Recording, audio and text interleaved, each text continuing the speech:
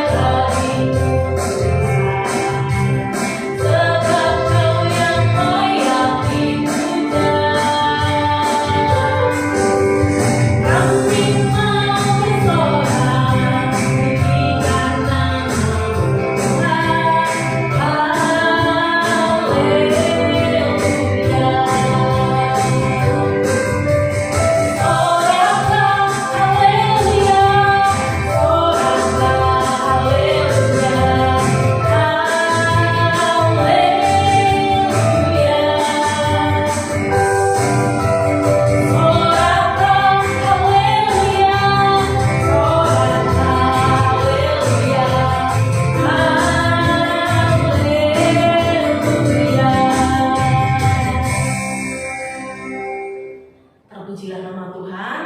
Mari kita siapkan hati kita. Kita mau dengar-dengaran, kita mau diajar, kita mau diberkati dari kebenaran firman Tuhan. Terlebih dahulu kita tundukkan kepala, kita berdoa.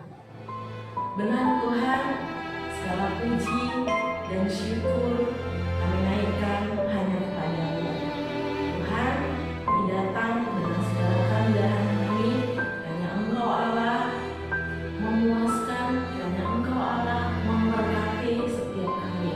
Kami mempersiapkan hati dan telinga kami untuk belajar dari kebenaran firman Allah. Berkatilah setiap telinga yang mendengar, berkatilah setiap keluarga, anak-anak kami di tempat ini, bahkan juga setiap pembelajaran anak-anak Tuhan yang menolong. Terima kasih Allah, berkarya, berfirman-Lah Engkau yang kehidupan setiap kami. Kami siap menerima. Amin. Yuk kita naikkan pujian. Kita datang kepada Tuhan dengan segala ucapan syukur. Kita angkat pujian, Bapa kami datang padamu.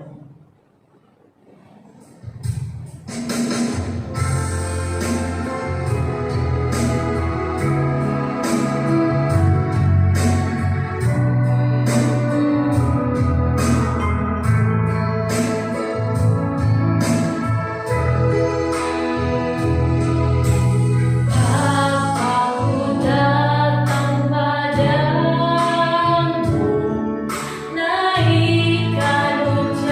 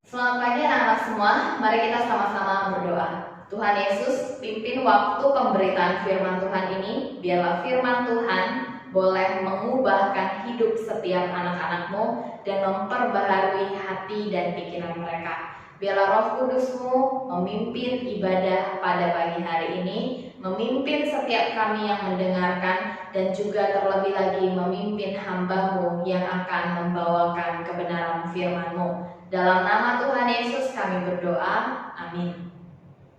Anak-anak, sebelum sama-sama kita menyaksikan atau kita lebih dalam lagi membahas kebenaran firman Tuhan pada hari ini, saya mau kita menyaksikan satu buah video.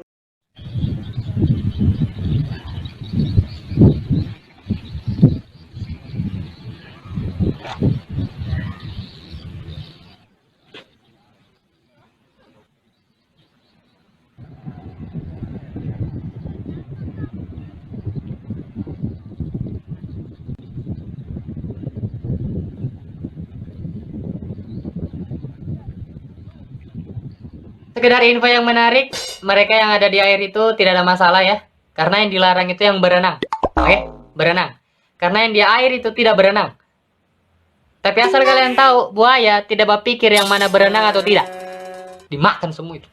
Nah, anak-anak, hari ini tema kita itu adalah jangan ngeyel ya.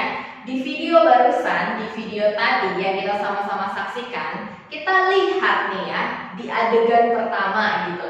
Ada papan peringatan bahwa di pantai tersebut ada buaya, jadi tidak boleh berenang sebetulnya. Tapi kita lihat banyak orang-orang yang bandel, banyak orang-orang yang nakal dengan cara apa mereka tetap berenang dan mengabaikan papan peringatan bahwa di situ ada buaya. Nah, hari ini tema kita adalah jangan ngeyel ya. Apakah kamu orang yang suka ngeyel? Nah, sebelum menjawab pertanyaan yang ini, kita harus paham dulu artinya ngeyel itu apa sih? Ngeyel itu artinya yang pertama tidak mau mengalah ya. Meskipun udah salah tapi saya tidak mau kalah ya. Meskipun saya salah, saya tetap membela diri saya gitu ya. Nah, ini sering nih kita temukan ya, anak-anak gitu ya, udah jelas salah, begitu dibilangin malah lebih galak dia ya. Bahkan ada anak-anak yang berani melawan ketika diberitahu bahwa tindakannya salah. Nah, kamu termasuk anak yang seperti itu enggak? Kalau dibilangin suka ngeyel ya, udah tahu salah, nggak mau kalah, nggak mau mengakui kesalahan. Lalu ngeyel juga bisa diartikan tidak mau taat perintah. Nah, seperti yang tadi ya, sudah ada papan peringatan, ada buaya, tapi tidak mau taat perintah dan mereka tetap berenang di pantai tersebut. Tidak mau taat perintah, padahal perintahnya baik. Perintah yang tidak boleh kamu taati adalah perintah yang tidak baik. Kamu diperintahkan untuk mencuri, ya jangan mau, kamu boleh melawan. Kamu diperintahkan untuk berbohong, ya jangan mau, kamu boleh melawan. Jadi kalau perintahnya salah, boleh dilawan. Tapi kalau perintahnya benar, misalnya kamu diminta untuk mengerjakan tugas dengan sungguh-sungguh, ini kan perintahnya benar. Nah, kamu tidak mengerjakan, maka ini kamu disebut lagi ngeyel ya. Sudah tahu kalau misalnya lagi pandemi gini harus pakai masker ya, harus jaga jarak. Tapi kamu pergi ke les tidak pakai masker, tidak jaga jarak dengan teman-temanmu. Ini kamu sama juga lagi ngeyel ya, tidak taat perintah. Lalu ngeyel dalam arti yang ketiga adalah keras kepala, tidak mau peduli ya. Nah, siapa di sini yang keras kepala ya? Siapa di sini yang nggak mau peduli ya? Nah, saya rasa kita semua bisa mengintrospeksi diri kita sendiri. Kita nih orang yang suka ngeyel atau enggak sih? Kita jadi anak remaja, jadi orang Kristen, kita nih suka ngeyel enggak? Kalau dibilangin orang tua, gimana sikap kita? Kalau dinasehatin guru, gimana sikap kita? Kalau kita ditegur, gimana sikap kita? Kita ngeyel atau enggak? Nah, kita pasti mendapati nih bahwa ternyata kalau diri kita ini seringkali jadi pribadi-pribadi yang suka ngeyel. Maka dari itu hari ini saya mau belajar, kita semua belajar dari kebenaran firman Tuhan, Yeremia pasal 36 ayat 20 demikian. Baik raja maupun para pegawainya yang mendengarkan segala perkataan ini, seorang pun tidak terkejut dan tidak mengoyakkan pakaiannya. Mungkin kalian yang dengar ada yang bingung, ini sebetulnya firman Tuhan tuh tentang apa sih? Ceritanya tuh tentang apa sih? Maka dengar baik-baik ya. Dan kita akan belajar bagaimana kita jadi orang Kristen. Ternyata kita nggak boleh ngeyel jadi orang Kristen ya. Harus hidup sesuai dengan kebenaran firman Tuhan. Nah, jadi ayat Alkitab yang kita baca barusan adalah sebuah kisah di mana Nabi Yeremia mengutus seorang bernama Baruk untuk membacakan firman Tuhan di Israel. Nah, isi firman Tuhan ini adalah tentang hukuman yang akan menimpa Israel. Pada waktu itu Baruk datang ke Israel, bertemu para pemimpin Israel, lalu membacakan firman ini. Firman tentang hukuman yang akan didatangkan Tuhan karena Israel sudah berbuat dosa. Wow, para pemimpin ini langsung panik. Mereka langsung bertindak. Dengan cara apa mereka bertindak? Mereka langsung menghubungi raja, lalu mengatakan, "Raja, ada pesan dari seorang nabi." Ya, nabi ini memberitakan bahwa Israel ini akan ditimpa musibah, Israel ini akan ditimpa malapetaka jika tidak bertobat. Akhirnya para tua-tua Israel ini memanggil Baruk ke istana. Lalu di istana Baruk membacakan firman tentang hukuman yang akan terjadi jika Israel tidak bertobat. Nah, raja yang hari itu memerintah di Israel adalah Raja Yoyakim. Nah, ketika firman disampaikan kepada Yoyakim, apa respon dari Raja Yoyakim? Ya, Raja Yoyakim tidak peduli. Dia ngeyel, dia tetap tidak mau menyuruh bangsa Israel untuk bertobat. Ini sama seperti kita di zaman sekarang, ya. Udah dibilangin, udah dikasih tahu kalau sikapmu tuh salah ya. Kalau misalnya kamu main game terus, itu salah ya. Dibilangin malah ngeyel, nggak apa-apa lo main game, malah menantang gitu ya. Emang kenapa kalau saya main game gak boleh? Emang kenapa kalau saya main game gak suka kamu? Bukan seperti itu. Ketika kita diberitahu, ketika kita mendapatkan teguran, dan teguran itu baik untuk kita, maka seharusnya kita menyambut teguran itu dengan perubahan hidup. Waktu Yoyakim menerima firman Tuhan tentang Israel akan dihukum jika tidak bertobat, dia tidak mau tahu, dia tidak peduli, dia tidak mengoyakkan jubahnya, tanda pertobatan. Dia tidak melakukan hal demikian. Dia nggak peduli, dia nggak merasa bersalah, dia tidak mau taat perintah untuk bertobat. Yoyakim adalah raja yang ngeyel. Banyak juga orang Kristen zaman sekarang suka ngeyel, termasuk mungkin dari antara kita yang mendengarkan. Kita suka ngeyel ya. Udah tahu sekolah itu penting tapi kamu lebih pentingin main game. Udah tahu pendidikan itu sangat penting tapi kamu lebih pentingin TikTok-an ya. Nah, teman-teman yang terkasih dalam Tuhan, ketika kamu ditegur, mungkin kamu merasa bosan ditegur, mungkin kamu merasa sakit hati ketika ditegur. Tetapi ingat, teguran yang baik itu membentuk kamu menjadi pribadi yang lebih baik. Nah, bagaimana sikap orang Kristen ketika menerima teguran? Yang pertama, ketika kamu ditegur, mari sama-sama berani koreksi diri. Jangan ketika ditegur, enggak, malah ngajak berantem gitu ya ketika ditegur. Jangan seperti itu. Ketika kita menerima teguran, coba cross check dulu diri kamu ya.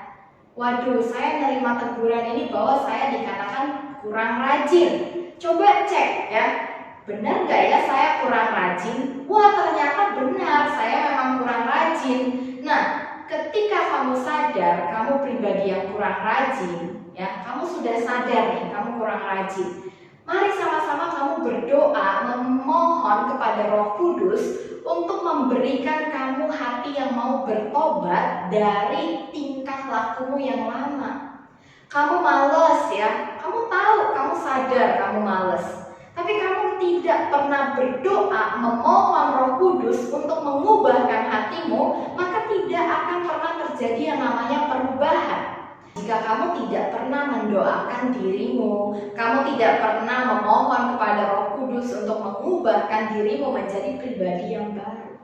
Jadi setelah kamu menerima teguran, kamu koreksi dirimu, lalu kamu berdoa, kamu memohon ampun di hadapan Tuhan, dan yang terakhir adalah putuskan sekarang juga untuk melakukan perubahan. Kalau kamu udah sering kali ditegur gitu ya, kamu sudah sering kali mendapatkan warning atau peringatan, entah itu dari sekolah, entah itu dari rumahmu, kamu ditegur oleh orang tua, kamu ditegur oleh kakekmu, kamu ditegur oleh nenekmu. Nah, mari sama-sama ya berubah. Jangan kamu sudah ditegur tapi tetap ngeyel ya. Sudah tahu pendidikan itu penting tapi tetap ngeyel ya. Sudah tahu taat firman Tuhan itu penting tapi tetap ngeyel. Nah, ini adalah tanda bahwa kamu selama ini tidak hidup sesuai dengan firman Tuhan. Kamu hanya hidup sesuai dengan yang kamu mau, sesuai dengan yang saya mau. Orang mau bilang apa, orang mau tegur apa, saya nggak mau peduli. Yang penting suka-suka saya. Kita anak Tuhan, kita harus hidup berdasarkan firman Tuhan. Firman Tuhan menegur dan mengubahkan kita. Kita mau nggak diubahkan oleh kebenaran firman Tuhan? Jika mau diubahkan oleh kebenaran firman Tuhan, datanglah pada Tuhan. Mintalah belas kasihannya supaya kamu bisa diubahkan menjadi pribadi-pribadi yang lebih baik lagi. Mungkin kamu sendiri sudah putus asa gitu ya dengan sikapmu, kamu sudah bingung bagaimana caranya saya memulai yang baru. Mulai yang baru dari hari ini. Hari ini masih bisa hidup, itu artinya ada kesempatan dari Tuhan untuk berubah dan bertobat. Mari kita berdoa. Tuhan, terima kasih hari ini kami boleh belajar dari kebenaran firman-Mu untuk boleh bertobat dari tingkah laku kami yang jelek. Tuhan, kami mau jadi anak-anak Tuhan yang taat firman Tuhan, tidak ngeyel. Tuhan, tolong setiap anak-anak-Mu, berikan semangat belajar, berikan hati yang penuh sukacita. Dalam nama Tuhan Yesus kami berdoa, amin.